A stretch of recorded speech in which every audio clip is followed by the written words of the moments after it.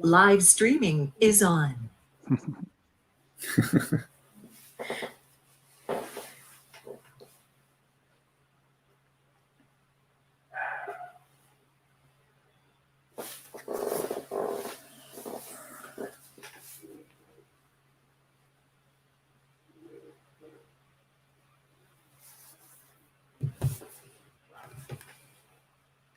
Hey everyone, welcome to this next tutorial for Transform 2021. We have Nathan Jones today, who's going to be talking to us about how to structure proof of concepts for your data science projects so that they can be scaled up once they've shown to be successful. So you can continue to have value and impact with your projects. With that, Nathan, I'll turn it over to you. If you can click on your video or share your screen or both, and we'll go from there. Looking forward to it. All right. Oh, just one more thing. I'd like to thank our sponsors, obviously, AWS, Studio X, and the good folks at Agile who have, been very generous and allow us to bring you this open and free content today. Awesome. All right. Hopefully you can see me. I'll be sharing my screen here shortly. It's a pleasure to be here, and I'd like to thank everybody, Agile and all of our sponsors for setting this up and for the invite to talk with you today. This is a topic which I've thought a lot about. It's a really important topic, and I want to make it clear from the start here that this is really intended for everyone. I'm not expecting any great programming expertise. If this is especially relevant topic if you're a manager managing technical teams, but maybe you're not into the programming side of things yourself.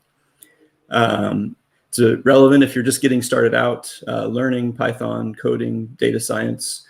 And for many people that have been doing this for a while, it's really important to know and remember these things as you go to do your projects, because things we're going to talk about today can make a huge difference.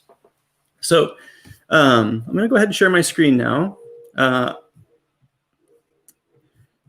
want to point out that if you want to follow along today, you have kind of a couple options. You're welcome to download the repository to your machine. Hopefully everybody can see my screen. It says they can.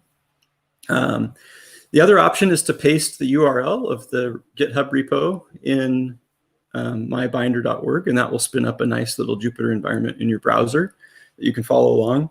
There's nothing special to the code today. It's mostly just pandas and basic Python. So you don't need any special setup. You should be able to just paste it, launch, and be following right along. And then the other thing I'd like to point out is if you are on the Software Underground Slack and you're listening live to this, you can join the, let's see, let me go here to the T21-Tuesday-Data Science channel, and you can comment, and I'll be monitoring this on another machine. So you can comment at me. There's a little bit of a delay, keep in mind. So from the time you comment to when you see me respond on the video, there could be 20-30 second delay there. So I'm not ignoring you. I will be paying attention to those comments. Go ahead and blow this up, and let me turn off my email so it's not pestering us with notifications during all this, and quit. Here we go. All right. Okay.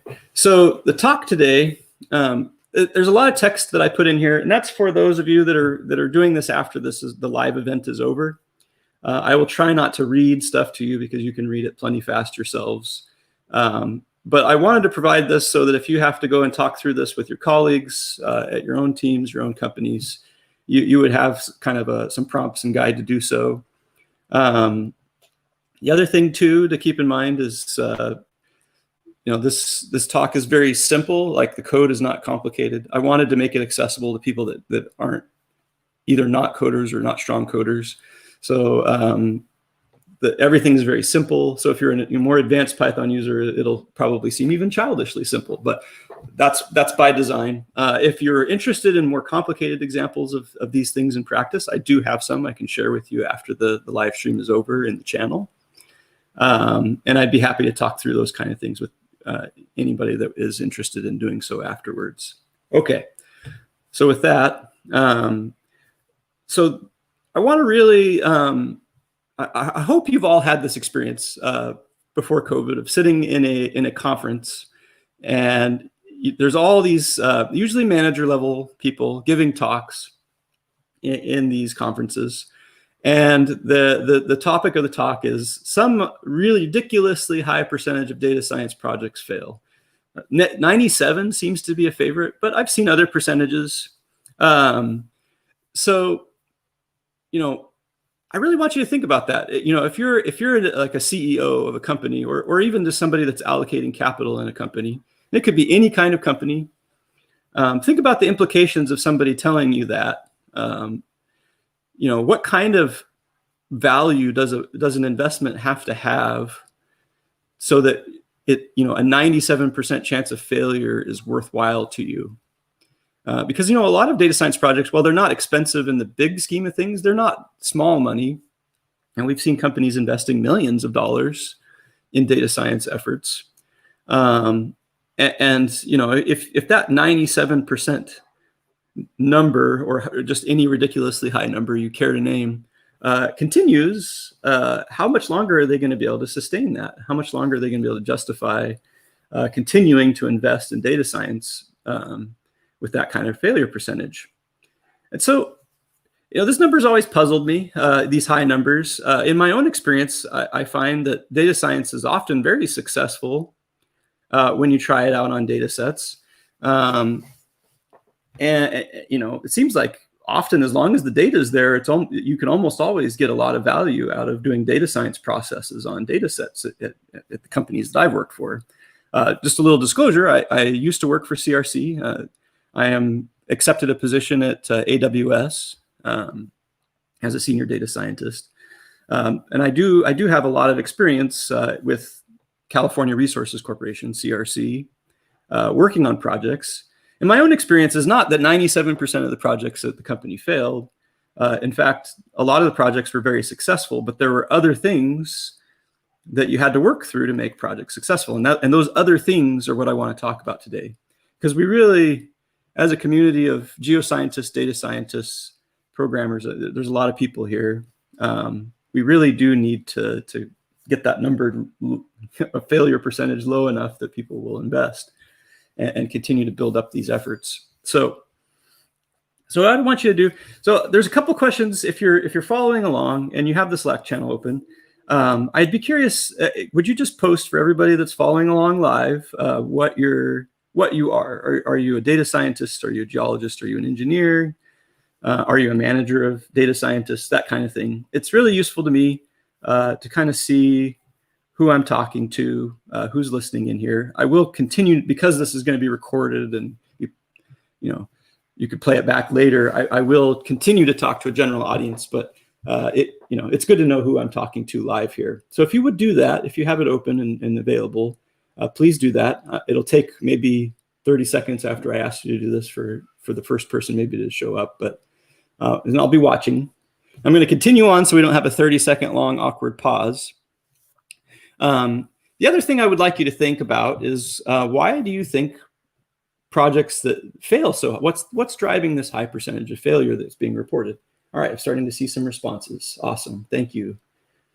I see a geophysicist, a geodata scientist with managing more and more. I see a geologist. Keep it coming if you're watching. Thank you for responding. I'm going to try to be as interactive as possible. It's not terribly fun to have somebody talking at you for 2 hours, so without any interaction. I see another geologist for the government, a project manager of a data science scaling project. Literally, your talk is my job. Awesome.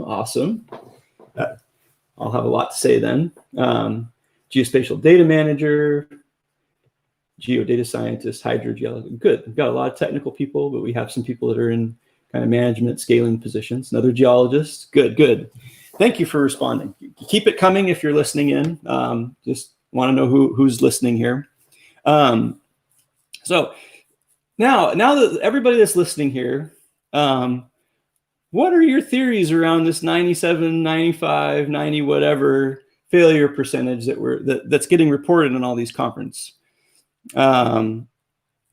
Most of these presentations have some ridiculously high number like this. What are some things in your own experience? Maybe, if you have experience doing these kind of things, what do you think is driving the failure? Okay, so I see somebody saying increasing complexity as scale increases. Perfect. We're going to talk about that one.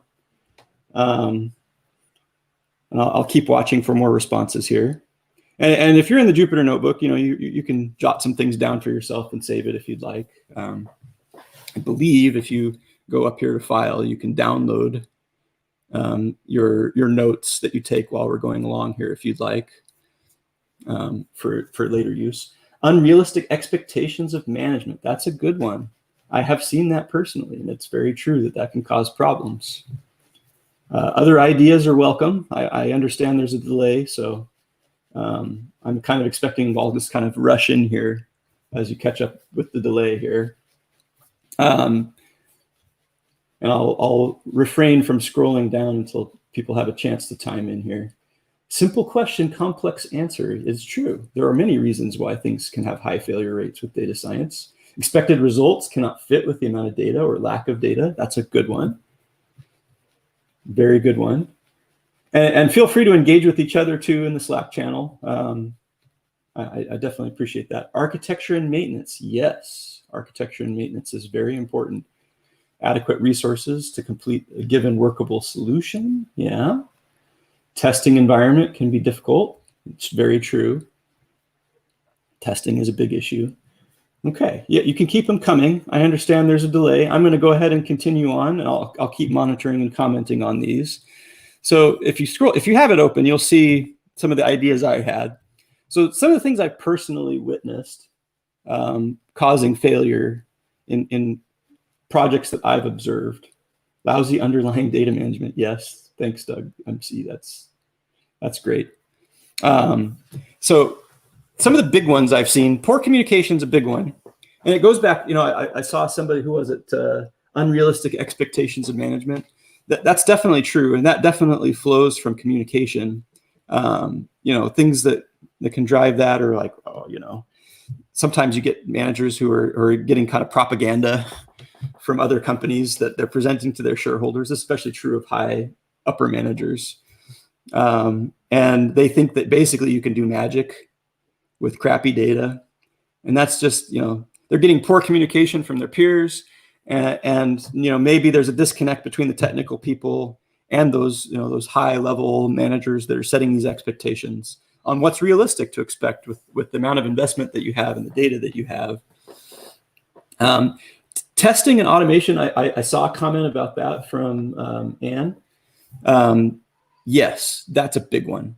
One of the things that really makes it so that you can move quickly and grow and scale is the ability to make changes and know that they didn't break something.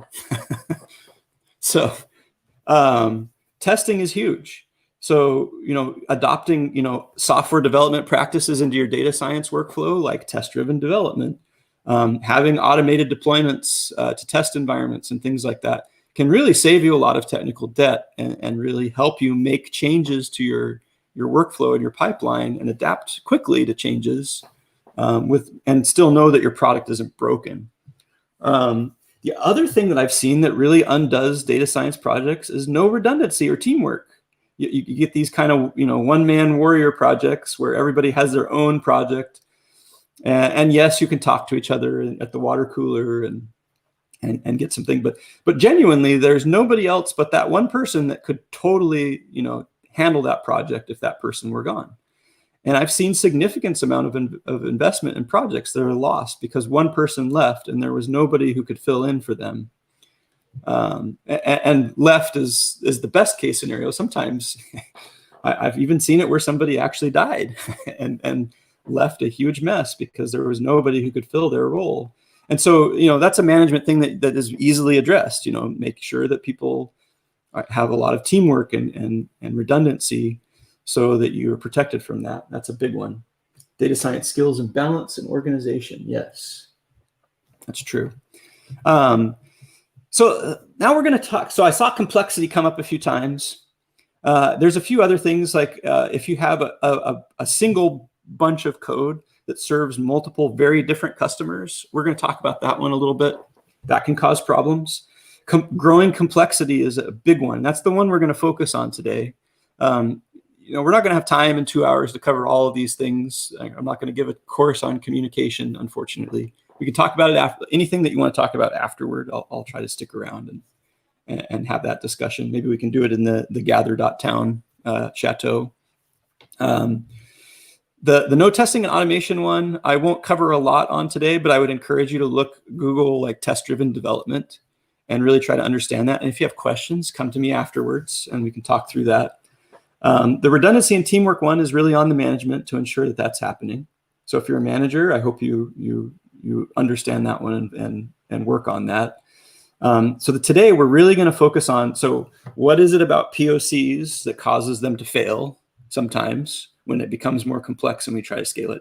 I hope everybody's gone through the experience of doing a successful POC, then having a manager come to them and say, great, how long is it going to be until we can run this on the whole company? What, 2 weeks? I mean, it works for this asset. It should work for everything, right? Oh, that's a tough question, right? Especially if your POC is really not set up for that. And that's what I hope to really talk about today. Oops, sorry. Apparently I'm still getting notifications. All right. So we're going to talk about that. We're going to talk about the code complexity, how you handle that growth, how you manage that so that it doesn't get out of hand. And then I have in the repository, there's a reading list of things that I would suggest. There's one aspect of this that I can't really cover today. That's kind of more on the architecture side, like how would you set this up in the cloud? How would you make sure your infrastructure is good? I know you probably have questions about that. I'd be happy to talk about that after this. I'm going to focus on kind of more of the how to handle complexity growth today because of the limited time. Okay. Hopefully that's a good plan for everybody. I don't have any built-in breaks. This is being recorded, so you can come back if you miss anything. So don't feel bad if you have to step away. All right. So there's a little blurb on things that you can do management-wise to help be successful from the people side of things. So I hope you get a chance to read through that. Okay. And then I have some little mini stories here you can read through. I kind of talked through some of these, but okay. So let's talk about complexity growth and why POCs often kind of build in failure. Okay.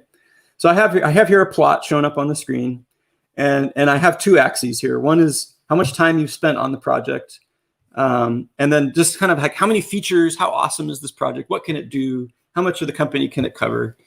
And early on in projects, and you see this in hackathons all the time, there's a very rapid growth in capability, rapid growth in what you just, it's amazing in in a 2-day hackathon, the size of the problems that you can tackle on kind of a POC basis, like a proof of concept, small data set. You can move very quickly and you gain a lot of ground very fast, and it feels great. But what happens if this project goes beyond kind of like the hackathon, short-term kind of proof of concept stage of development and goes into kind of a long-term project? Well, what you often find is the complexity grows and grows and grows, and the speed at which things are being developed and added declines dramatically over time, to the point where it almost completely stops. It looks like a log curve with an asymptote. And you just spend more and more and more and more and more time to add fewer and fewer and fewer features. And I want you to think about that. Why is that? And we're going to talk about some architectural things that you can do that don't actually take a whole lot of time generally, that you can do in the POC stage that will set you up better for that long-term growth. Okay. So if you do that, if you have this long-term growth management strategy in your code, what you'll find is that your asymptote develops a lot slower. You're increasing in features for a lot longer, and it's you go a lot further and better, and you get better to scaling to the company scale, and adding new features and being responsive to customers over time.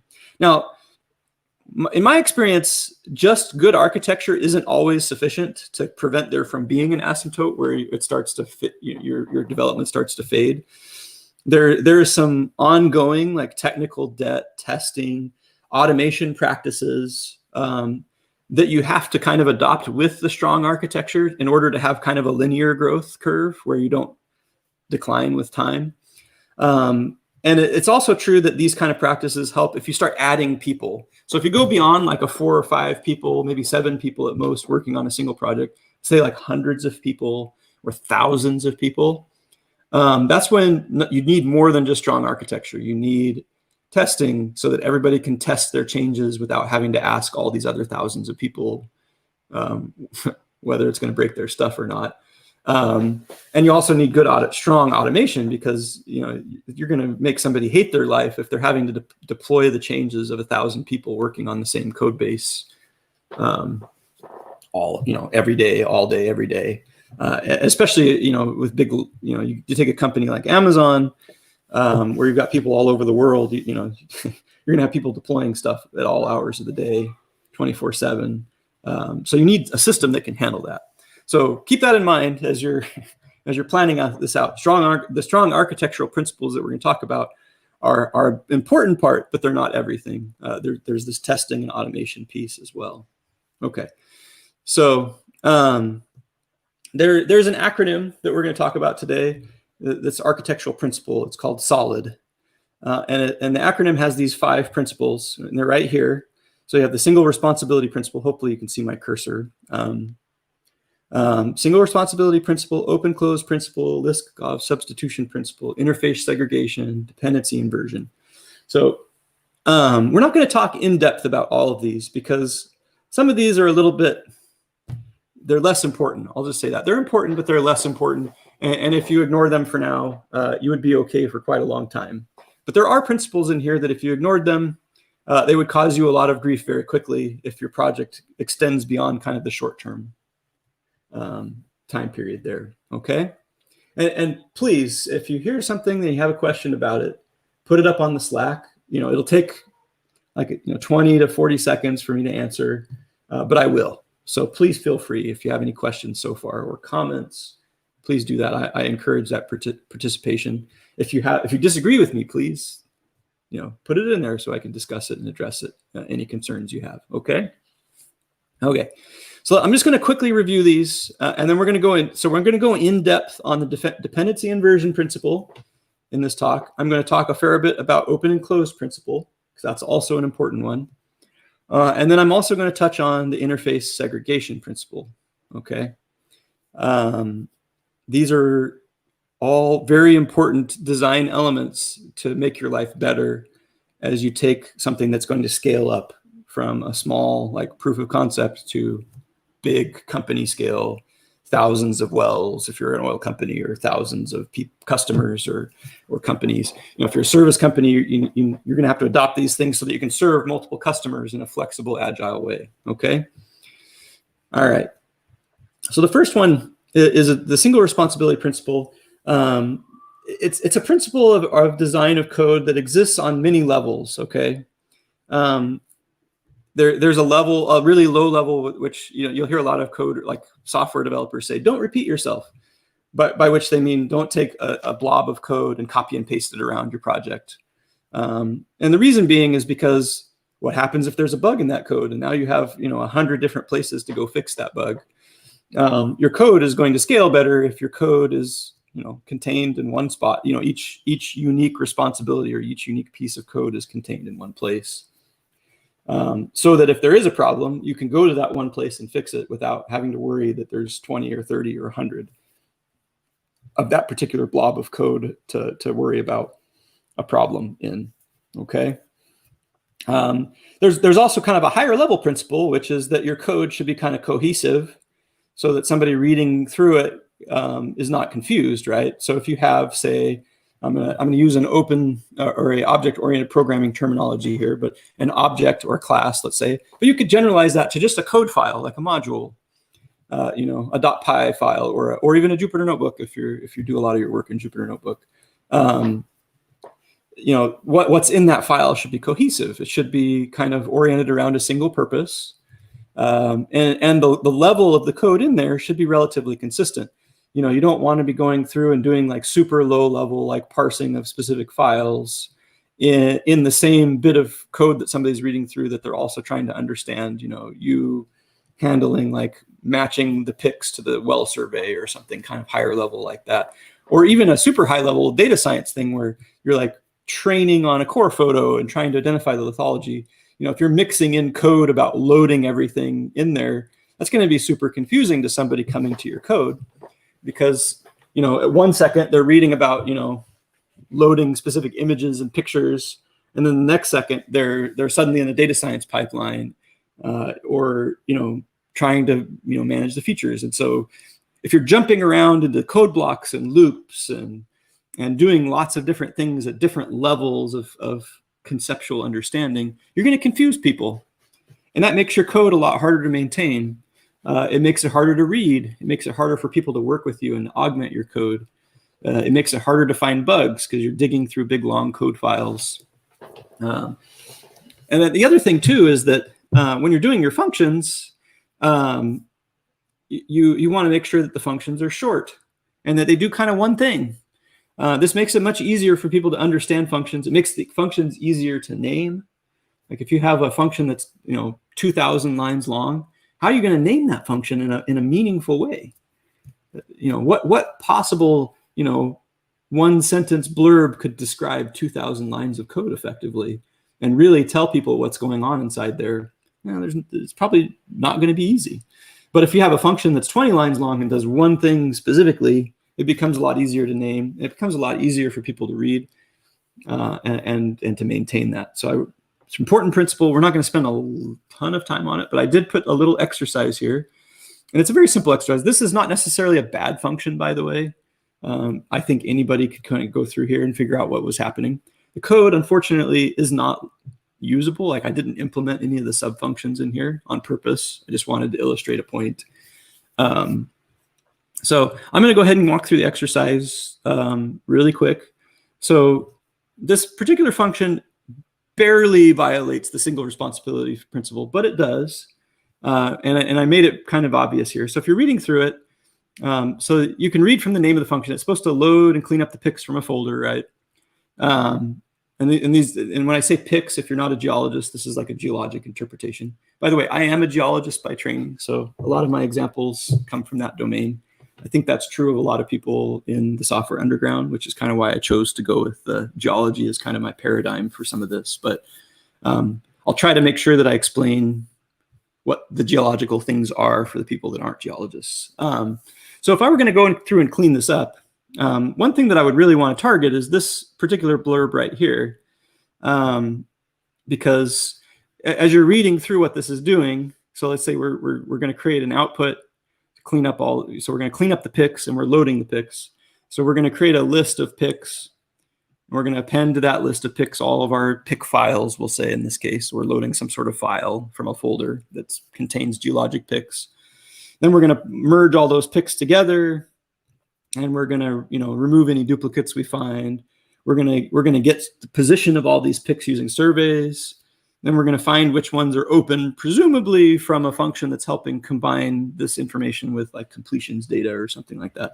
Although I haven't defined that here because I didn't want to put a big giant blob of code in here to confuse the issue. Okay. And at the end, the finished product is being returned. So again, this is a pretty short, relatively easy to understand what's happening here if you were to read through this in somebody else's code.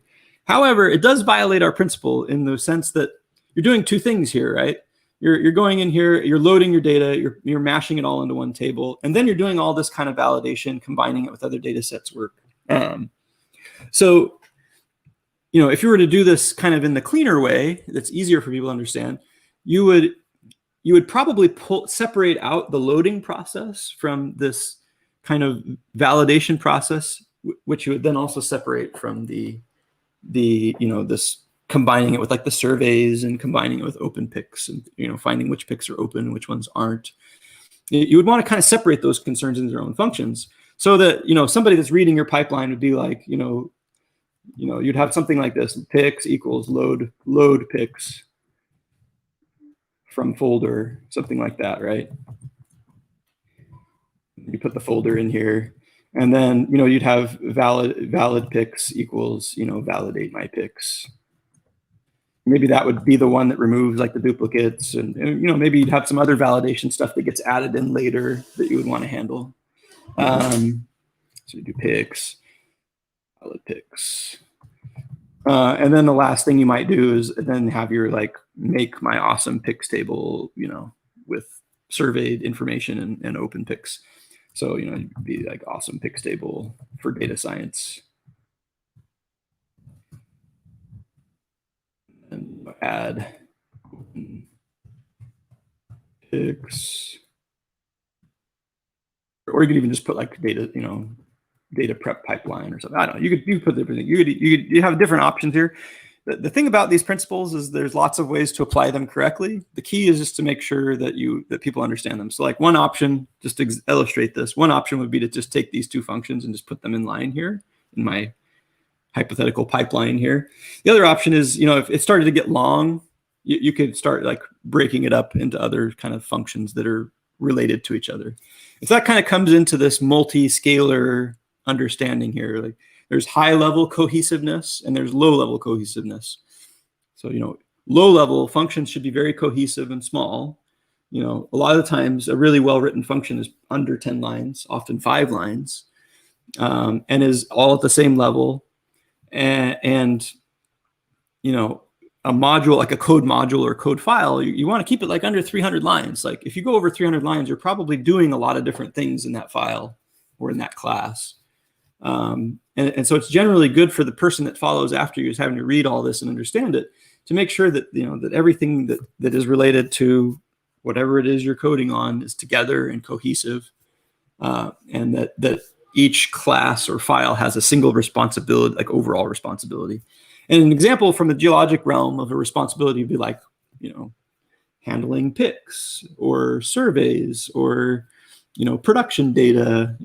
There's these conceptual ideas that come from the domain of geology and petroleum geology specifically in this case, that you can make your responsibility for a given code file. And the neat thing about it is if you work this way, you'll see opportunities to kind of refactor and change your code after the fact to make it better, and to make it more clear what has what responsibility. The other benefit of doing this, and I'll talk a little bit more about this down below in the interface segregation principle, is in a big company you're going to have a lot of situations where you have different divisions of the company that want different things from the same bit of code, right?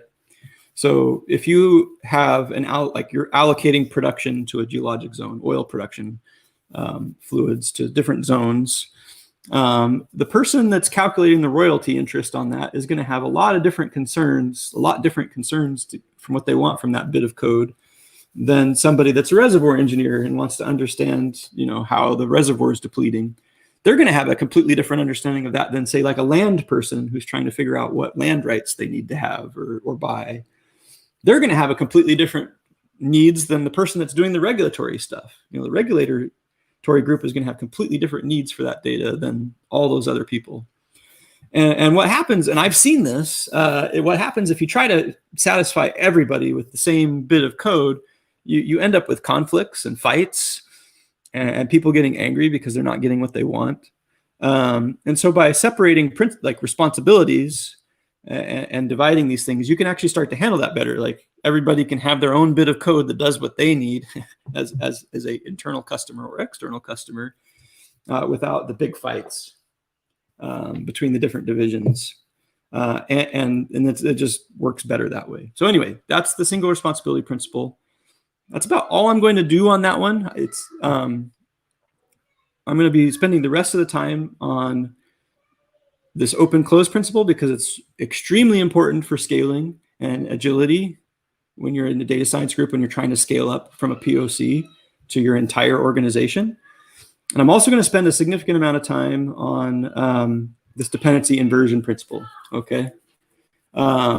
Because it is probably one of the biggest ideas that you need to understand.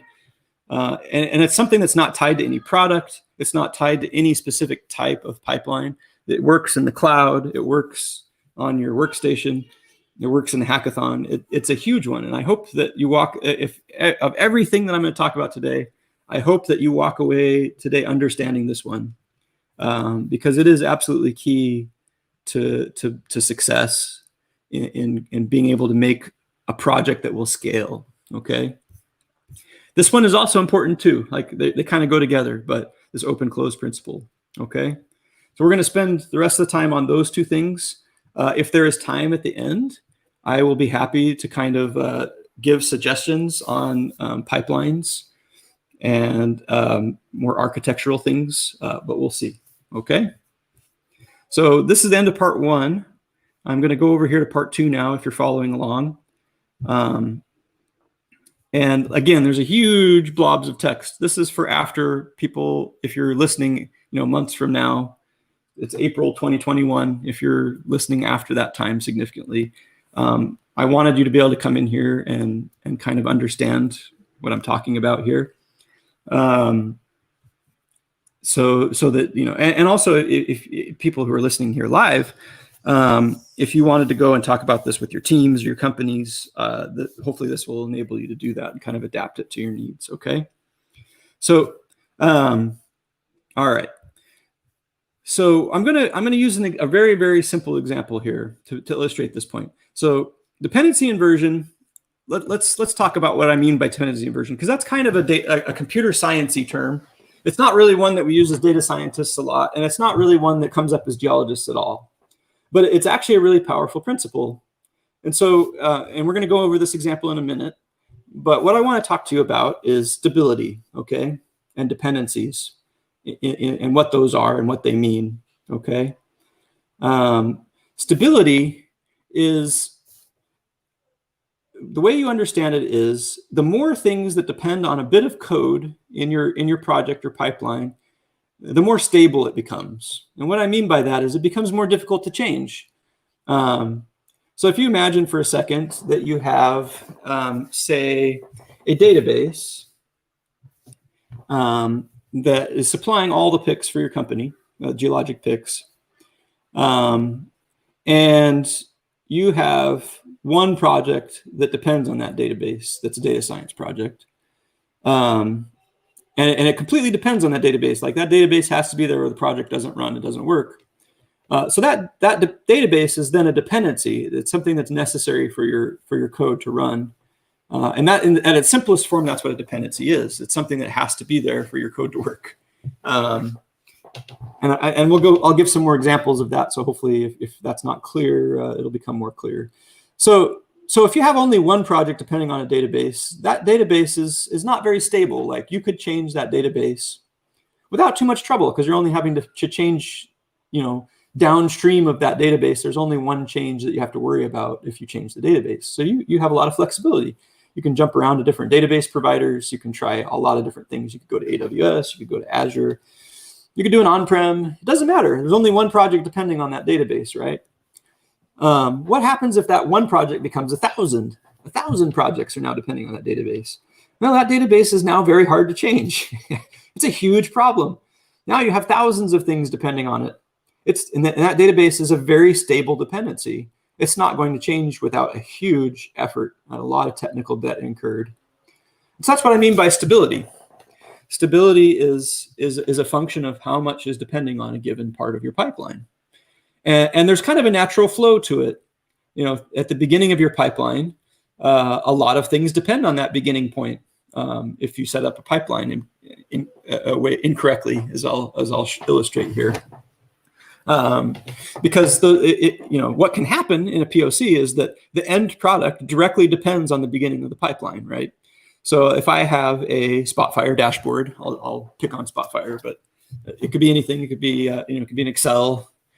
I know we all love Excel as data scientists, but maybe I have some engineers listening that love Excel. But so apologies for knocking Excel a little bit. But it could be Excel. It could be Spotfire. It could be Tableau. It could be a web dashboard. A lot of times what happens when you're doing like a hackathon project or even just a POC is that that end product depends directly on the beginning of your pipeline. Like you could trace a direct line. So like that dashboard being correct you could trace all the way through all the code that made that dashboard, all the way through all the validation, all the loading of the data, all the way back to the original database that created that end product. The dependencies just go straight on through. And so what happens is that leads to a lot of stability on the early parts of your pipeline, because there's a lot depending on them. And changes can propagate in interesting ways all the way through to the end of your pipeline. For example, maybe something that's named in your original database, like a column, shows up in the end product. That is a direct dependency on that particular column existing in the original database all the way through your pipeline. And so if you were to change that column name, or change the database type, or change the software that created the database, that can ripple all the way through your pipeline and break everything. And I have seen this. I've personally witnessed this happening. And so what I want to talk to you about is what's called dependency inversion. Okay, it's up here. Dependency inversion. And so what dependency inversion is it's an effort to try to prevent that from happening. Okay. And so let's go through an example here, and then I'll kind of come back to that idea of dependency inversion. So I want to show you how we kind of go wrong when we make POCs. Okay, and I'm specifically talking about POCs that are going to probably grow into a long-term project, or have a chance to grow into a long-term project. If you're doing a hackathon, this probably isn't going to matter much if that hackathon is 2 days and there's not going to be really any work on that project after 2 days. Because you can get away with dependencies and doing things kind of fast and loose when it's short term, and you're going to throw it away at the end. I'm talking about if you're going to build something that could be built to last, and you don't know if it's going to need to be built to last, then you should do this, okay? So let's go through an example of how we go wrong here in structuring our projects. So I'm going to use this pandas data frame here as a kind of stand-in for our database systems that we use to bring in things to our pipelines for data science. I'm using PICs as just kind of a geological example. You could use all kinds of things. There's no real reason it has to be PICs, obviously. And then here I have this kind of fakey pipeline, okay? And all this pipeline is doing is printing out the PIC names. But what I really want you to imagine is that this thing is like a 20,000 line beast that puts out all these awesome data science products at the end, okay? And let's say it started out as a POC on one asset. Okay, so this is one assets database. We're loading it in. And this is live code. You can run it. Just shift enter here. And you can see here my pipeline worked. It printed out the names as it's programmed to do. But let's imagine that it's actually like providing some sort of, it's supplying some products to customers that are like a data science product, okay? And I use this simple example again because I don't want to like bury people who aren't, or beginners or managers or just not familiar with code with a whole bunch of code. Okay, so really simple. That's all that's happening here. We're looping through our PICs database, printing out the names, and we're getting awesome pipeline outputs from that. Okay, so we're at the end of this pipeline. Higher ups, we present to them the POC is successful, and this is often the case. POCs, in my experience, are often very successful, especially if the data is there. And I know somebody earlier commented that if the data is not there, the POC doesn't work. To me, that's not as big of a problem because if the data is not there, you're going to find that out very quickly and you'll move on. So it's not wasting a lot of time as far as the company goes. You can quickly fail the project and move on to another one. It's these projects that kind of live in zombie mode for a while as you struggle to scale them that are the big problem, in my opinion, from my own experience. Okay, so the POC works. Then they ask the dread question, well, how soon can you run this for the whole company? It's like, okay. So and so then the next asset they give you, I'm gonna call the pit of despair. I don't know if anybody's a Princess Bride fan. It's kind of old, so maybe the younger crowd doesn't. But anyway, if you get the reference, maybe you'll laugh about it. But anyway, so we have this other asset, and it's very common because oil companies are essentially an amalgamation of a whole bunch of little companies that they bought at some point. And so it's not uncommon to have lots of little databases, or if you're in business development, you'll get whatever the data room dump they give you is. And it's not, it's not your company system at all. It's just some crazy little oddball system, right? I see Brendan has seen Princess Bride. I appreciate that. So anyway, you get this database from the pit of despair, and you're like, great, my pipeline runs on picks. It'll run these picks too. And then you go and you start running the pipeline, and bam, right out of the gate, you get an error, right? And that's almost always the case when you move from a POC to a new asset. All right, we've got a few Princess Bride fans now. All right. Yeah. So it happens all the time. I've personally experienced this. I would be very surprised if anybody that's done work on real data in a real company. I'd be very surprised if you haven't experienced this personally. And so then the race becomes, all right, well, how do we modify this pipeline to run on both? And what I've seen it go two ways. So one way is that you basically duplicate the entire pipeline, and then you painstakingly set it up so that it'll run on the new project, and then bam, you have two separate pipelines, one for each asset. But this doesn't scale, does it? Because then they go and say, well, what about this asset, or what about this asset? A lot of companies, they'll have hundreds of assets. If you're a service company, you have hundreds of customers. Just about any business or industry or anything you think of, it's not going to be two little simple assets. It's going to be, hundreds potentially, depending on the size of the organization. And even if you're a small organization, like a little startup, your ambitions are hopefully large, and you want to have hundreds of customers. You don't want to just have two customers and two pipelines. You want to have something that you can really make a lot of value for your company with.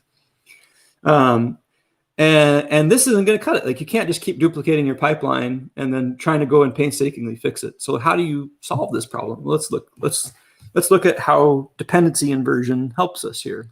Okay, in a very simple sort of way. Okay, so I'm going to introduce a little bit. This bit of Python is probably a little bit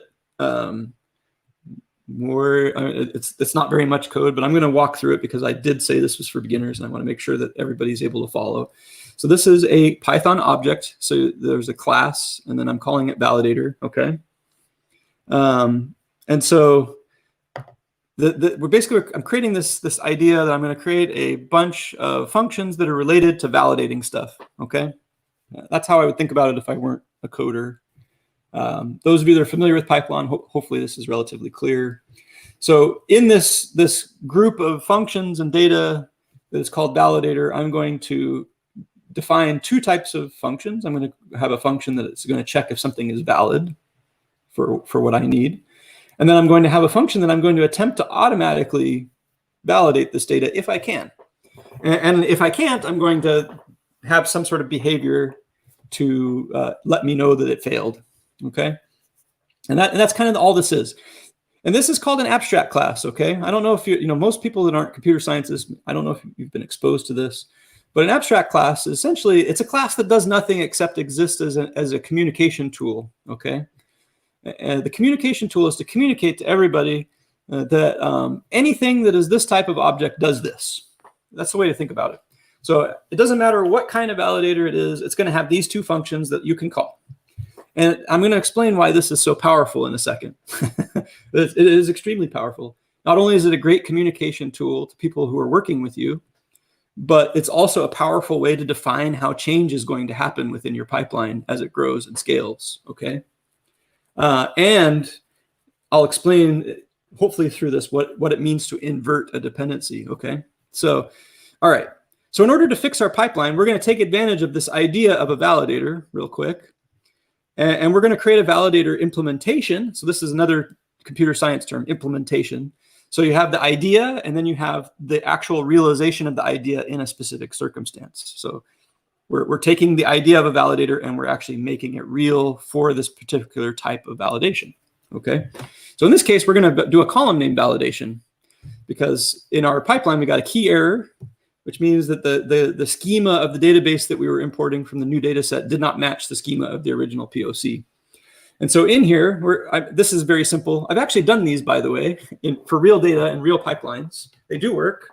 And I could show you some implementations of this that are more complex if you're interested after this talk. I will keep it simple for now. But I'm going to keep it very simple here. So all we're going to do is we're going to have this column names dictionary. We're going to search for the column that's coming into the validator and see if we should change the name of that column to something else to make it match our internal schema. Okay. And I'm going to explain the power of that in just a second. So we have this validator that we've defined. So now we're going to update our project pipeline, our massive project pipeline that's going to run everything for the company. It's going to generate accolades. It's going to be great. If you're a startup, it's a $1 billion startup pipeline. and so we're going to make a simple change to it. So as the PICS data frame comes in, we're going to run our validation stack on it. So we're going to define a list of validators, and this is going to be all the implementations of validators that we want to run on our PICS data frame. And we're going to step through them, and we're going to check if the data frame is already valid, and if it's not, we're going to attempt to validate it. Now, in a real pipeline, you would probably want to have some error handling here because not everything can be validated perfectly automatically, unfortunately. And you'd probably want some reporting stuff in there. But to keep it simple, I've kind of stripped all that out to keep it as simple as possible. And then we're just going to run our original pipeline after that. Okay, and we're going to run it on both sets of the original data set. So you can see, I probably have to rerun all this stuff up here. It's going to be embarrassing if it doesn't run now. Let's see. Okay, yeah, it works. Okay, I just had to rerun it in order. Okay, so now our pipeline works on both data sets. Now, what is the difference between what I did and just copying the pipeline so that each one has its own pipeline? Well, the thing is that it's very different, because if they then come to me, well, now do this asset, well, now do this asset. Oh, we've got a data room coming, and I want you to run your pipeline on this asset so that we know whether to buy it or not. You have a very, very simple way to go through and make all the data look exactly the same from the moment it exits the validator, at least in terms of schema and types and whatever other validations that you feel like you need to do to make your pipeline work. That's extremely powerful. I hope I'll try to emphasize this. I hope you see how powerful this is and how important it is to a complex pipeline that's scaling. The reason being, what you've done is you've basically exchanged your direct dependency on the original database. So here's your original database up here at the top. This is the original database that you did your POC on. So originally your pipeline depended directly on that database. Anything that goes wrong in that database with that dependency ripples through your entire pipeline and breaks it. Period, end of story. Doesn't matter, even a really simple pipeline like this, it breaks it. And it would break a more complicated one. But what happens if you exchange that direct dependency on a specific database for an idea of what PICS look like, or what a PICS data frame should look like? So in this case, we've created that idea by making sure that we passed everything through a validator, so that no matter what we send through, sorry, I'll go down here. Here we go. So no matter what I send through, as long as my validator is set up properly, this validator should make pretty much any PIC data frame look exactly the same as your original POC one. And that means the dependency on the original database is gone. Instead, you're depending on this abstraction of your database, this idea of what a PICS table looks like for your pipeline. That means that from this point on, from the moment it exits your validation stack, all of your PICS, no matter where they came from, look the same. I hope you see how powerful that is. That means that the dependency flow from that original database through your pipeline stops here at this point, and it doesn't continue on. Right? I like that unlimited power. Yes, that means that no longer can a change in your database break your Tableau or your Excel that you're giving to your customers, because the dependency is inverted. It stops. There is no. It does not continue past this point, and that is extremely powerful. That is how that you can scale your projects. Because at that point, it doesn't matter where your data came from. It doesn't matter if it comes from S3. It doesn't matter if it comes from Microsoft SQL Server. It doesn't matter if it comes from Postgres. It doesn't matter if it comes from an Azure blob. It doesn't matter if it's a bunch of spreadsheets that somebody dumped on you for a business development thing. by the time it gets to this point in your pipeline, it looks the same. There's no more dependencies there from there on out. And that's extremely powerful. And yeah. Let's see, I just saw a note here. Oops, that was a different channel. Okay. So this is really, really powerful. Okay. And I'm going to walk you through a few different, there's actually several different applications apart from this. And there's a lot of reasons why this is important. I'll give you another one really quick, another really good reason. So let's say you're in an IT organization and you need to update a server, or you want to change everything over to Postgres to save some money. If you build if your customers, everybody that's using your databases, if they structured their projects this way, that would be absolutely no problem, because it's a simple, like, let's say you don't quite have a way to get Postgres data into your pipeline yet, but you have an abstraction for it already built. Well, you can extend that abstraction to include Postgres probably in about an hour. Depending on skill level, I guess. Might take longer for a beginner, but even so, even a beginner could do it. You extend your abstraction, and suddenly your pipeline supports Postgres. And really, the stuff that's downstream doesn't care, because it never cared. It's abstracted away. Okay, so let's go through another example of this, because I really want to drive this point home, because it's probably the most important idea. I don't care if you're a manager. I don't care if you're a technical person, a geologist. There's power in this idea. You're going to find applications in just about any domain in which you're working right now. And if you're a manager, it's really important to get this across to your people that this is important to do, because it will, like, people talk about agile management and agile management practices. But the reality is that if your code isn't agile, your team can't be agile, right? You can't have agility if your code can't change quickly. And this principle is one of the biggest tools in your toolbox for creating code that can respond to change quickly and not cheese off your existing customers. Okay? Because there's nothing about this that means that your existing working stuff breaks. You're just extending it so that it will work for new stuff. Okay? And the scaling is very fast and very efficient. Okay? Okay. So now I want to go through, I'm going to use another example of dependency inversion here that I hope, yes. Yes, okay. I saw, Matthew, your comment came up here. Live coaching going on. All right, here we go. Okay, so I'm going to give another example of dependency inversion here, okay? And I'm going to use the idea of a machine learning model as my dependency inversion. And this is a dramatic oversimplification of what you would actually have to do here. I'm going to say that again. This isn't going to be functional for a real pipeline.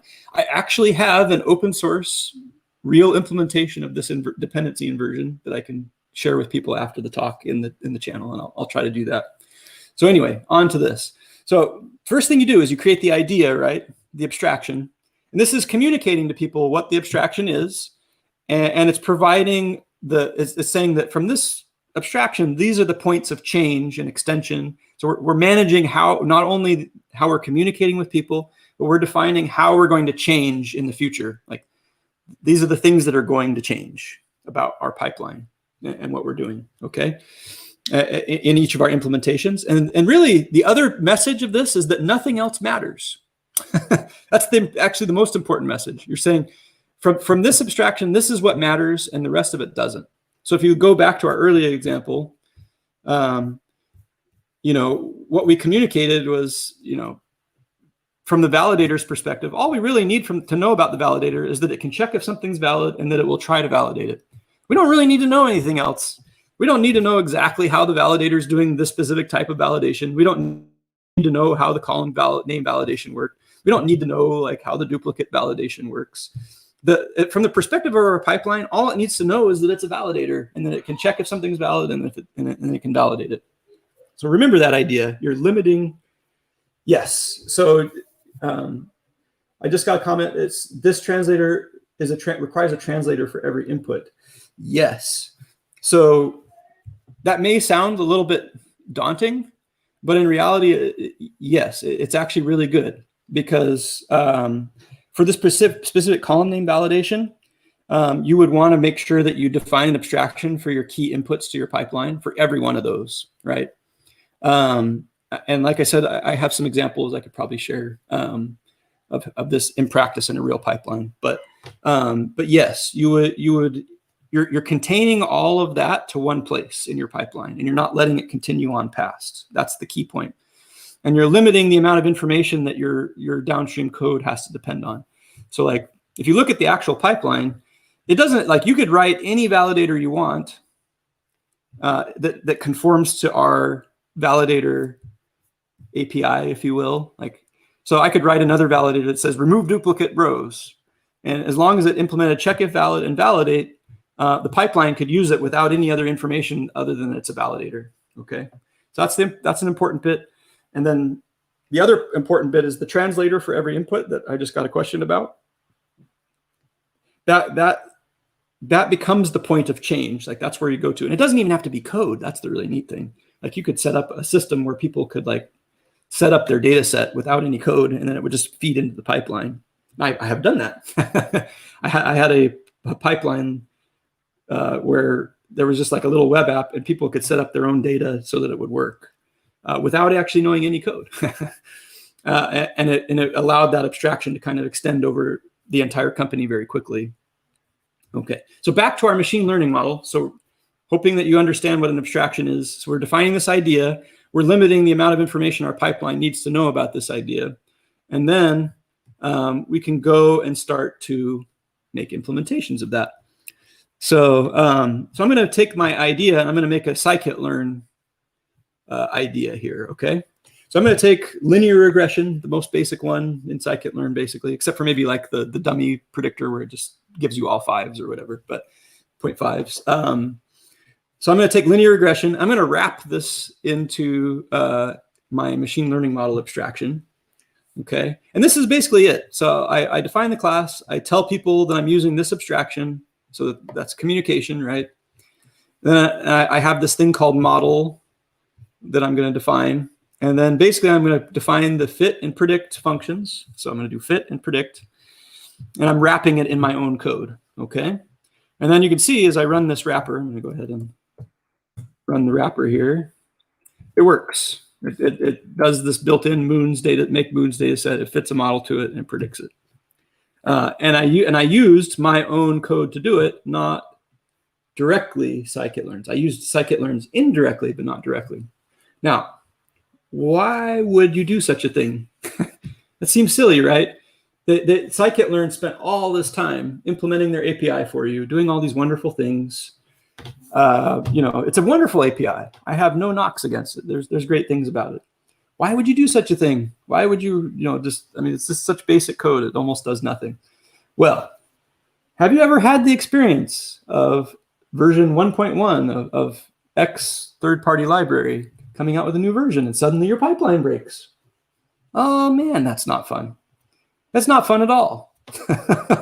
Suddenly you have hundreds of references to like pandas or scikit-learn or whatever third-party library you're using that don't work anymore in your pipeline, and you have to go through and track down every last one of them and fix it. That's very frustrating. It's frustrating to get technical debt that you had nothing to do with. It's frustrating to have your pipeline break and you had nothing to do with it. How do you fix it? You fix it with abstraction. Because I've heard this analogy. Third-party libraries in your code are like a marriage where you have no say or no control over anything. You've married this library. They get, but you have no say. They don't care about you. I mean, they may care about you a little bit, especially if you give them money to fund their open source project. But really, their goals and their purposes, their aspirations in life, they might be completely different than yours. And they may have hundreds, maybe thousands of people using their library, and you just don't matter to them. I hate to say it, but maybe you just don't matter to them. And maybe the person that's paying their salary through their open source foundation wants a change, and it breaks your code. And you go on the forums and you complain, "Oh, please don't change this code; it'll break my stuff." And you're like, "Oh, sorry, the guy who's paying my salary says he wants it, so let's do it." Well, how many of us have been in that position where third-party library changes, our stuff breaks, and it's frustrating. So there's a huge difference between just going through and saying, okay, third-party library, I'm going to marry you as much as possible. I'm going to use you everywhere. I'm going to use you 1,000 times in my big complex pipeline. How is that going to work out for you if they decide to change and break all your stuff? Well, it's not going to work out great. So one thing that you can do is use abstraction to hold those third-party libraries at arm's length via wrappers. So wrappers, if you Google that, it's a pretty common thing in computer science. You don't really hear it much in data science. But a wrapper is basically just a bare abstraction layered over the top of a third-party library. And then what happens is when you go into your pipeline, instead of calling the third-party library directly 1,000 times, you call your abstraction of their library thousands of times. And this changes everything, because if they update their code and break your stuff, well, there's only one line to change to fix it. There's not thousands of lines to change. You have one line in your own code that you have to go into where you called their library in your abstraction and you change it. That's it. You're done. The technical debt is almost zero. And you can adopt, any new nice features that come out with new versions immediately in your own code without any risk of breaking your code down the line. In a significant way, in a way that will cause you, weeks of anguish of, trying to update and test your code. Now, it could break your code, unexpectedly once, but then you'll know exactly where to go fix it. It's a really, really, really powerful idea to do this, and it will save you a lot of grief. So I encourage you, when you're doing third-party libraries in long-lasting, big projects, that you keep a little bit of distance from you and that project. Not because you don't like them or they don't like you. It's because you can't afford to import technical debt that you don't control into your project, especially if you're trying to make money as like a startup or a company, doing data science projects. So that's that. That's another example of abstraction that I want you to really, kind of chew on and think about here. There's another thing that you can do with this type of abstraction that's really neat.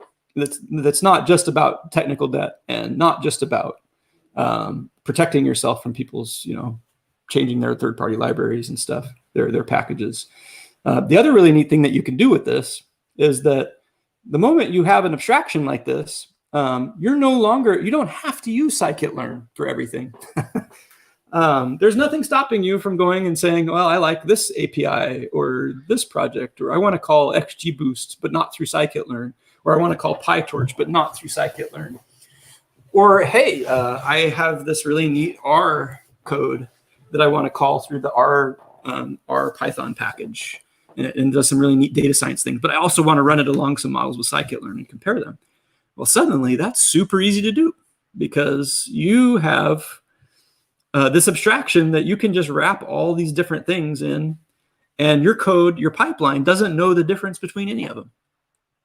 The implementations are the implementations, there's specific implementations. Like here, I've specifically implemented this as how I'm fitting. I've specifically implemented this as how I'm predicting.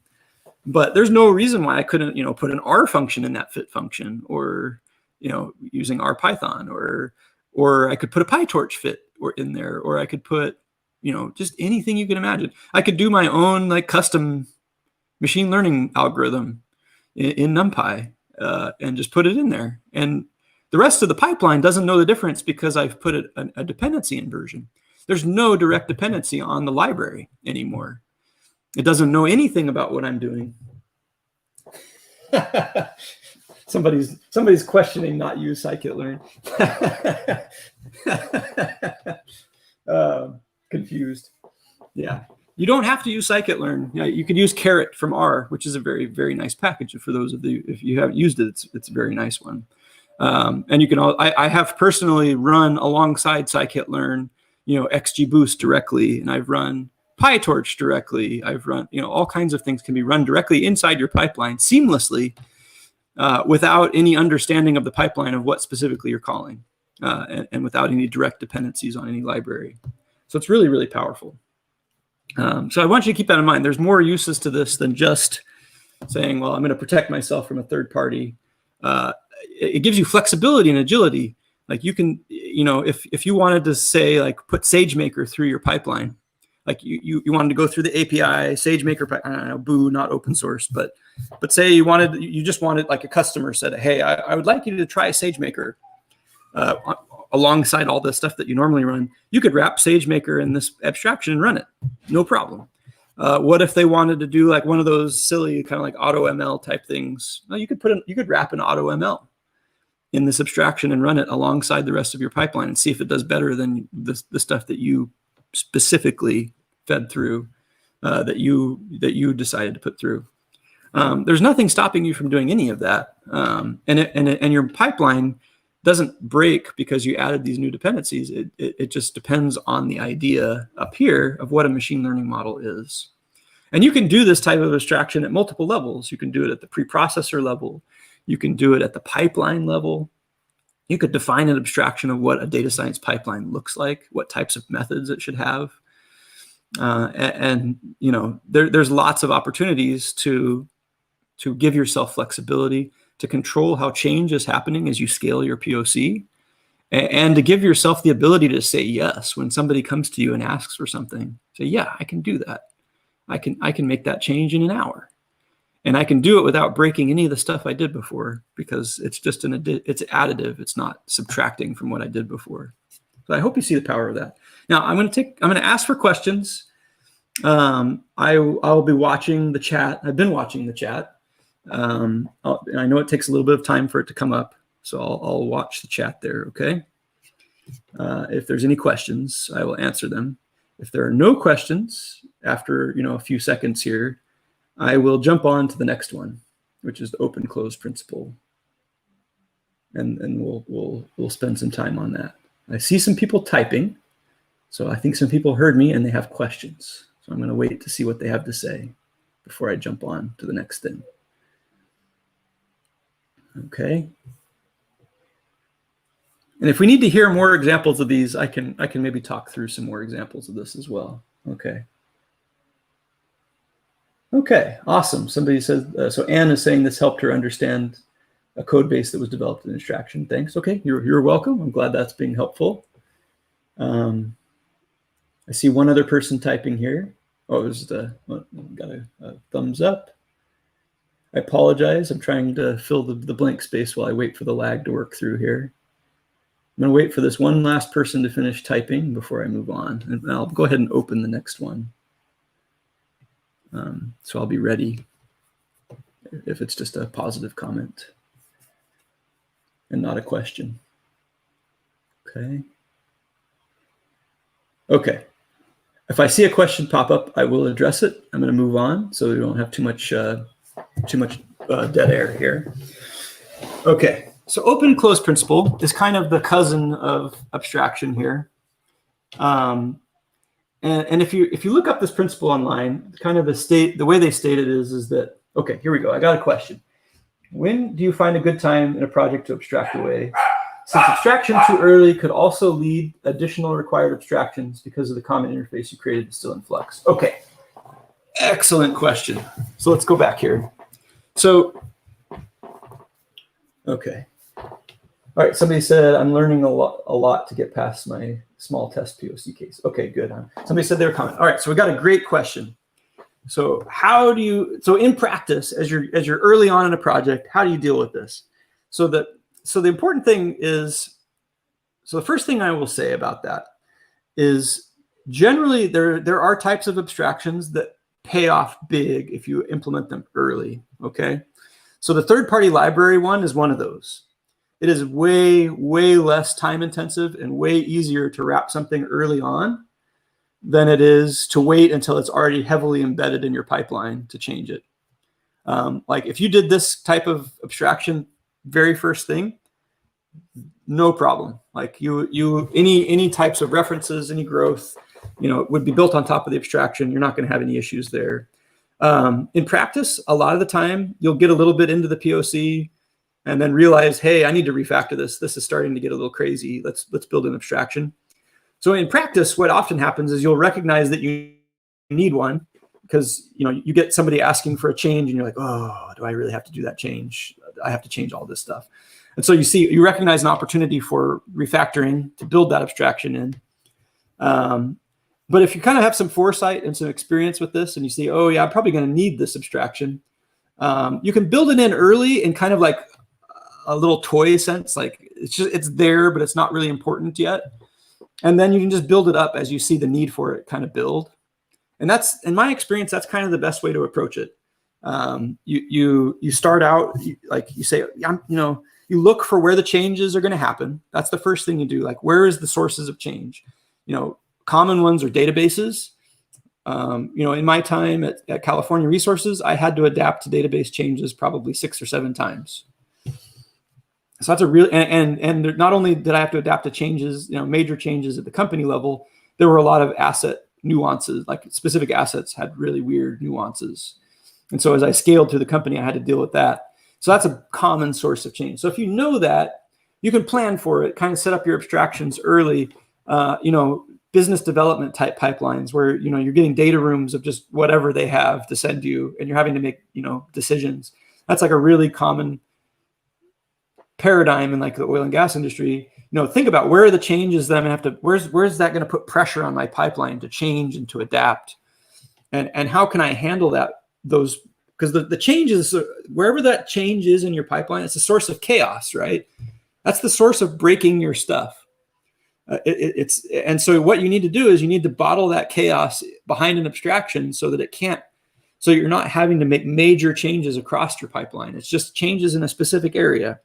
It's like databases. You want to make sure that database changes are bottled up to a specific part of your pipeline and that you're not having to refactor, rechange, do a whole bunch of stuff to the entirety of the pipeline all the way through. If you're dealing with other sources of change, like, a customer wants you to combine these 2 bits of data together or do these types of data science models or present this type of thing. Like, think about the change. Where is it happening? How can you control that change? How can you direct it in a direction that's going to be productive and easy to manage for your pipeline as it scales? I hope that answers the question. You can build abstractions early. It's easier early. And then you can adapt them and refactor them as you go through the process of understanding and grappling with the real data. And just to tell you, a little war story here, I guess is, I had one instance where I had this pipeline. It was pretty big and complicated. It was probably 25,000 lines altogether of code in this pipeline. And I had this situation where we changed databases like basically overnight, and I had to get my database updated. By this point, I had adopted this type of mentality. I was able to change the new database in less than 2 hours. No big changes, like no drama. I had colleagues that hadn't adopted this way of doing things. Their stuff was broken for weeks because they didn't have an abstraction in place that they could rely on to protect them from that change in the database. So I use that one because it's kind of one that a lot of people come up against. There's other ones that we could look at, but machine learning models and things like that can be one because there's a lot of different things to try. But yeah, anyway, okay, I'm getting a thumbs up on the answer. Looks like I did good there. Okay, so I'm going to move to the next section if we're good there. Feel free to, more questions are welcome on the abstraction dependency inversion thing. But I will continue on in the meantime while I keep an eye out over there on the chat. Okay.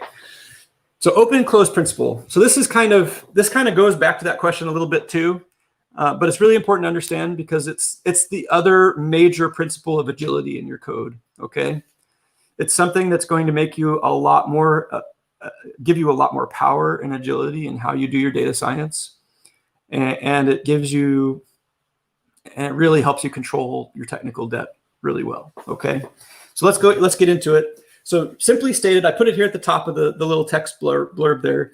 The code, all your code in your pipeline should be open to be extended, but closed to be modified. What does that mean? So the most common example of this being really, really, really important is that, let's say you're a startup and you have this pipeline and you have customers and they're paying you, and you're trying to get a new customer and they want something specific in your pipeline that's different than the rest of your customers. they have this demand that in order for us to use this, your pipeline has to do X. And let's say that thing that they want you to do could threaten your existing customers. Well, how do you handle that? Because you don't want to go and make this one customer happy and then make all your other customers unhappy because you broke their stuff that was working before by messing around with the code to make this other customer happy.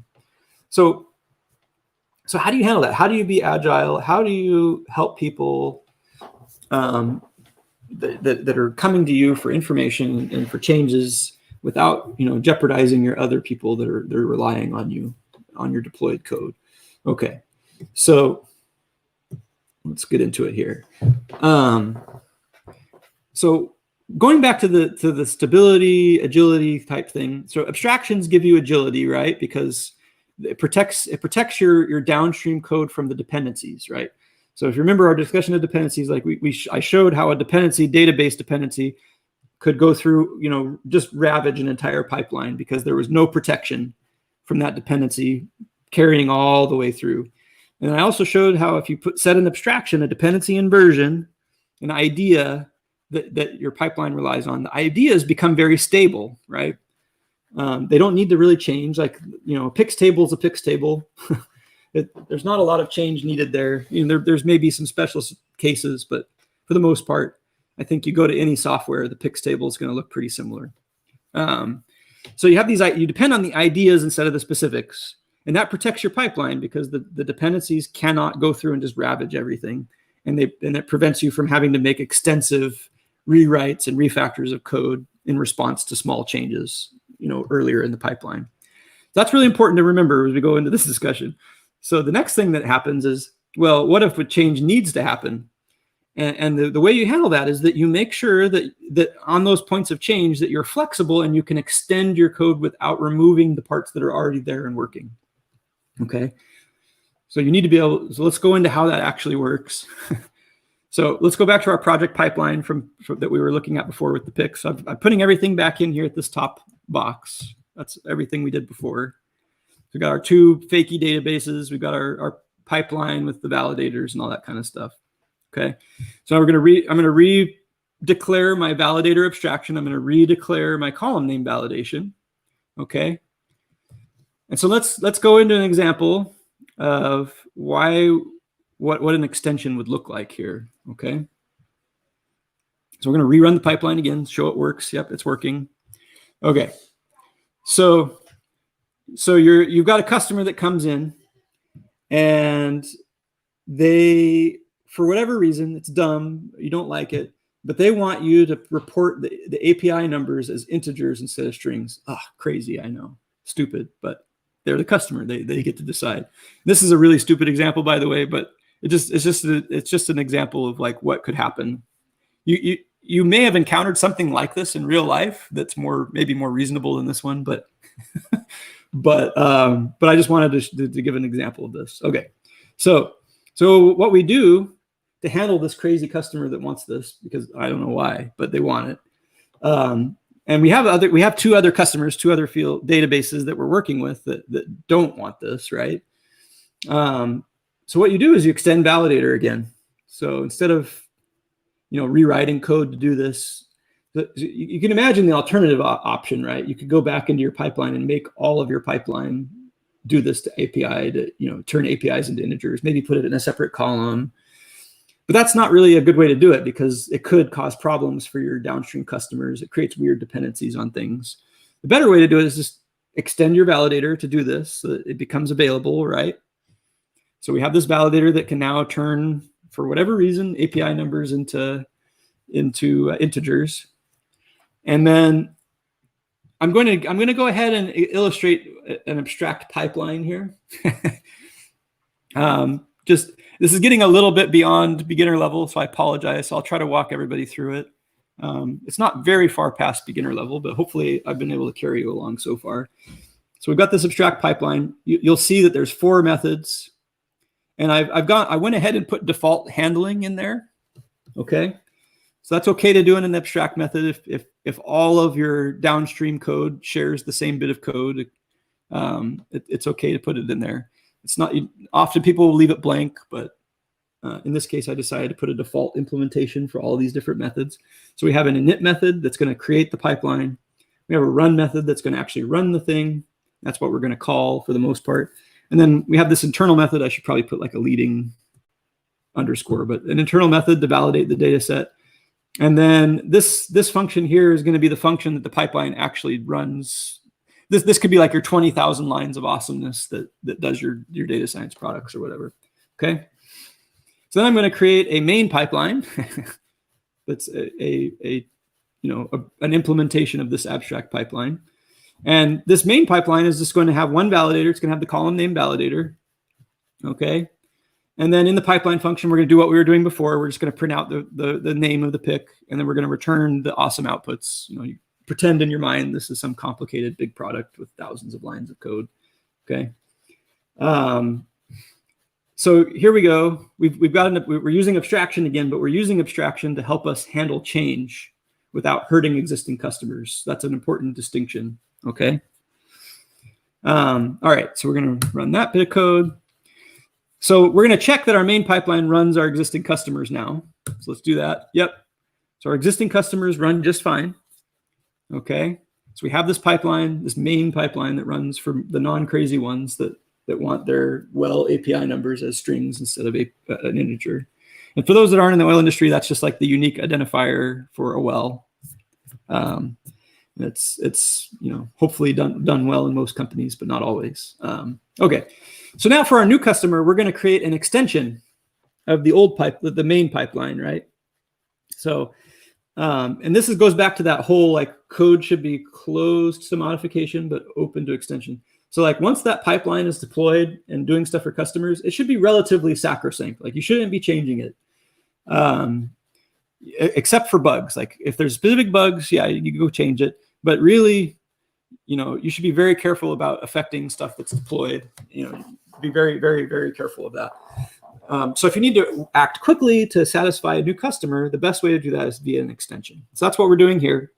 We're creating something called new pipeline, and we're making it a child of main pipeline. So it's basically the entirety of main pipeline, except for the changes that we're about to make. So the only change that we're making in our extension is that we're adding a new validator called API to integer validator. That's it. Everything else runs exactly the same. So if you go up to our, so if you run the new pipeline on it, on our data set, oops, I have to define it first. I didn't run the block. There we go. So now we run our new pipeline, and you can see here that it changed the well API numbers into integers, which granted is dumb, but the customer wanted it and they got it. And they were able to get it without any damage to the existing customers, the existing pipeline. Okay. That's the key thing.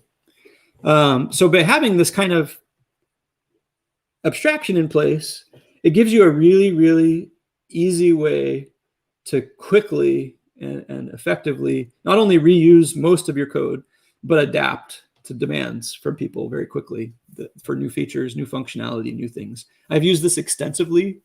Using this principle in your own work will not only make you like hugely productive as once you get everything set up well, but the neat thing about this is that most projects kind of hit that asymptote and they stop getting better. This type of approach means that your product just gets more and more powerful over time because you're not losing any ground. Like the old stuff should keep working that you've built in the past. You're just making it better incrementally, little by little, extension by extension. It just keeps getting better and better and more capable, more powerful. And you get a kind of a reputation for being able to act quickly to meet people's needs through this kind of thing. And the neat thing is, as you build up your API, like your APIs, your functions, the things that you're doing as part of your role and your job or your company, that growth and power and skill just it feels good, and it really boosts your reputation, makes your customers happy, makes you happy because you're not battling technical debt and making old customers happy as you break stuff to make new customers happy. It's really, really powerful. So hopefully that came across okay. There we go.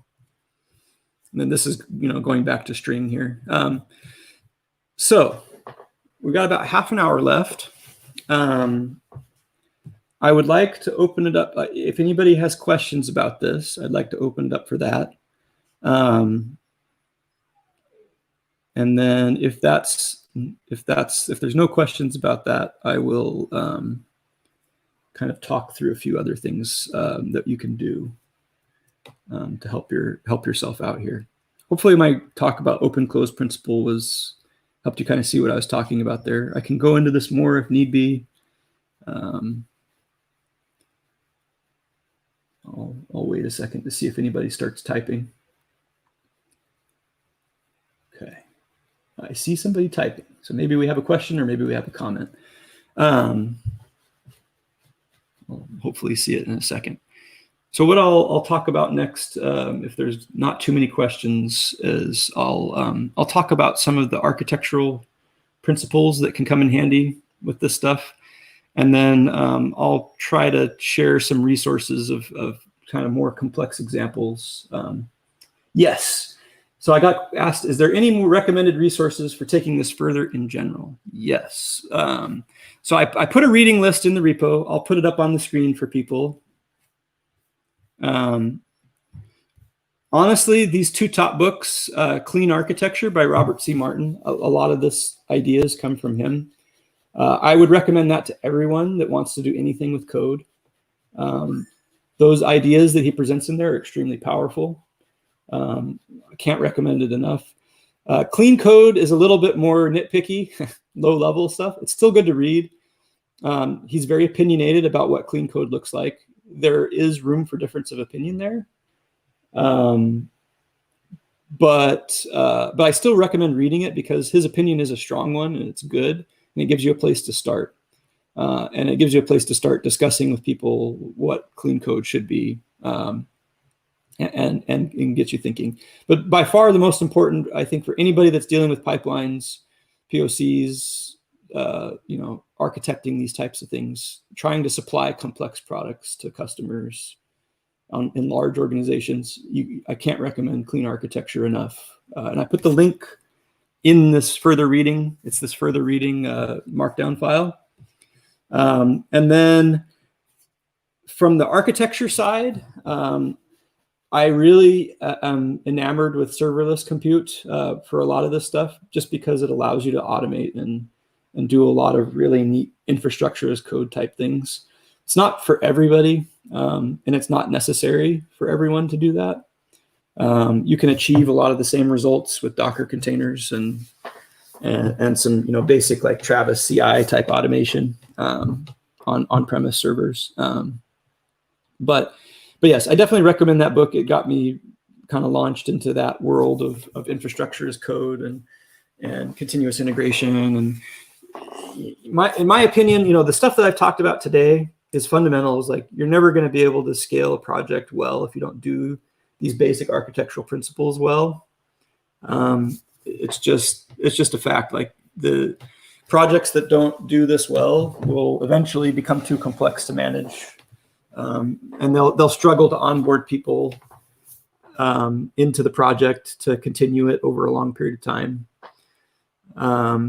But if you can adopt these principles of dependency inversion, making sure that you can extend quickly to meet people's needs without incurring large amounts of technical debt or messing up existing legacy processes, you're way ahead of the game. You're well on your way to being what you need to be to really help people out, to be agile, to do things well. But if you want to go to like the big leagues and have like hundreds to thousands of people working the same project, really strong technical debt management over long periods of time, million line repositories are possible when you kind of adopt those processes. If you want to do that kind of stuff, I would really recommend that you start looking into these infrastructure as code, development operations. There's a lot of resources on development operations out there. I could maybe add some of those to the reading materials. If you don't adopt those types of practices with automated testing, automated deployment and integration with your systems, you know, having, you know, flexible infrastructure so that you can, you know, dynamically handle different loads, different size data sets. You know, those are the types of processes and things that will allow you to go from having a successful kind of small scale team project to like a major, you know, like I said, dozens to hundreds of people working on the same type project. So yeah, that's kind of what I would recommend there. Other questions on that? I hope I brought this up. Any other questions on that? So there's these resources. I recommend that you look through them. I'll be in the channel as well afterwards. Let's see, I do have some repos. Let me bring one up. I should have had it open, but let's see. I need to go to mine. I'll put this out there as well. Let's see. It's let's see, force.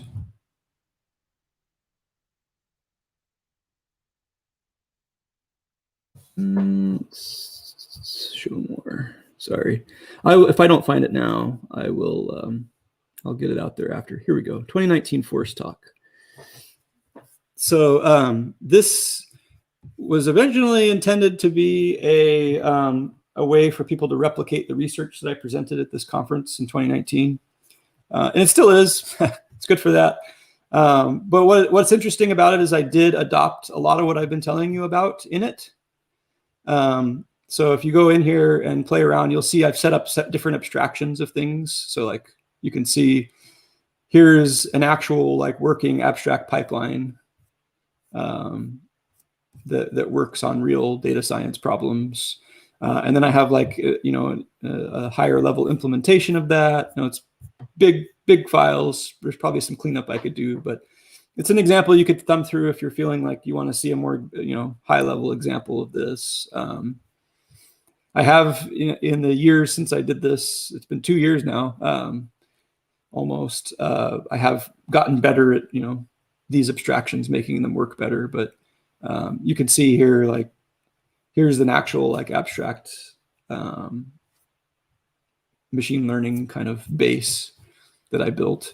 Maybe a little more crazy than it needs to be, but you can see like I built a lot of different models on top of that, and I could run them kind of in a big bulk load without the pipeline necessarily carrying what I was loading, and kind of dynamically play with it. I did some not sklearn models too, so it was kind of interesting.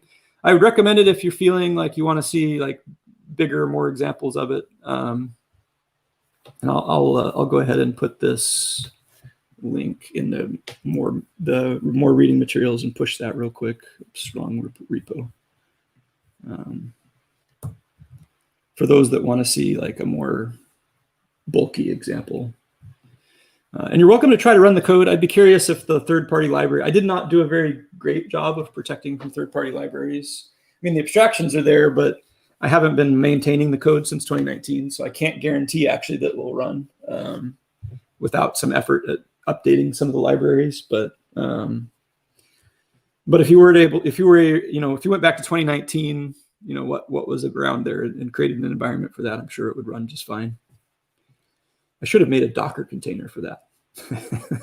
So you can just run it and see how it works. Anyway, I'm going to push that.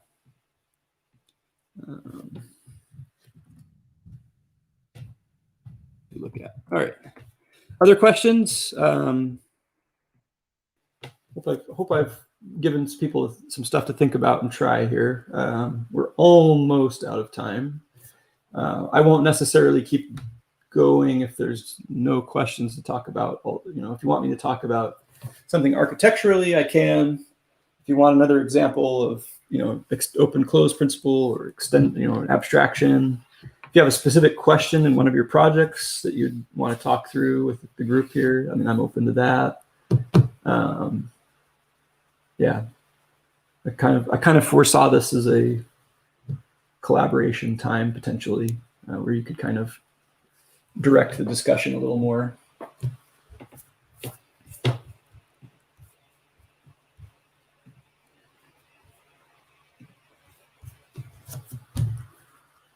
Okay.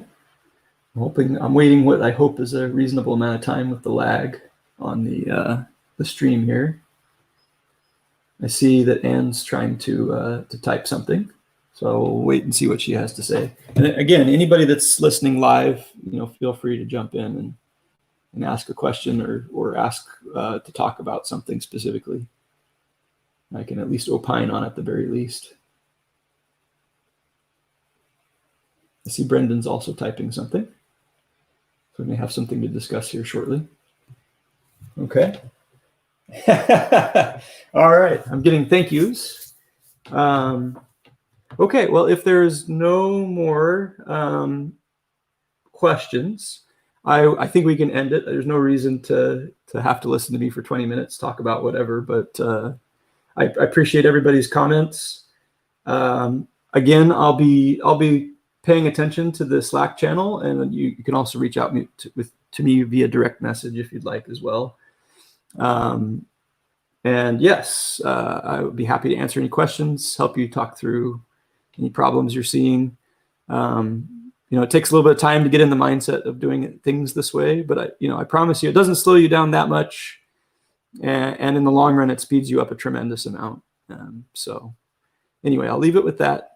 Thank you, everybody. I look forward to talking with you through the rest of the Transform Conference, and also just like to thank the sponsors. I'm trying to remember, it was AWS and a few others. So Studio X. Hey, Studio everyone, X. Brendan. Yes, thank you. I Studio knew X and Agile. yeah, they're doing some really cool stuff with data science contests for the subsurface and things like that. And and of course our friends at Agile. Yes. And I did notice, if you guys go to the Chateau, the Studio X has a little presentation in like the library, I think. So it was interesting. I encourage people to go check that out. So in the gather.town. I'm going to go ahead and stop sharing. Thanks again, Nathan. That was great. Packed with info and, things that you don't get from, the common data science tutorials and so on. So that's a good perspective for, especially in these days for folks looking to maybe transition to a data science career outside of traditional, oil and gas jobs, or, to take on bigger data science roles in their companies. And so that is really good pointers for everyone to look forward to. So that's great. All right. Thanks, Brendan. I appreciated the invite, and I look forward to talking to people afterwards. Very good. Well, thanks again. And let's see, we'll hit up the screen here. And we'll catch everybody in the Chateau. All right.